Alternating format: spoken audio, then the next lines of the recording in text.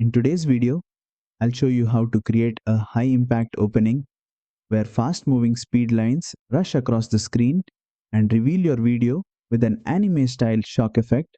First, open your project in CapCut Mobile and make sure your video clip is placed at the beginning of the timeline. This type of effect works best when it hits immediately at the start. Tap on the video clip to select it. Once selected, go to the bottom toolbar and tap on Animation to open the animation options. Next, switch to the In tab. This section controls how your video appears at the beginning, which is exactly where this shock style reveal should be applied. Scroll through the animations until you find shock effect, then tap on it to apply the animation.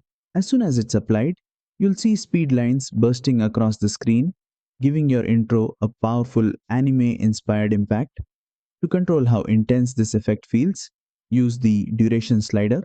Dragging it to the left makes the shock faster and more aggressive. Dragging it to the right slows the movement, making the reveal feel heavier and more dramatic. Preview the animation and adjust the timing so it matches the energy of your video. And that's it. You've successfully added a shock style anime reveal animation in CapCut Mobile. If this tutorial helped you, don't forget to like, share and subscribe for more CapCut Mobile animation tutorials.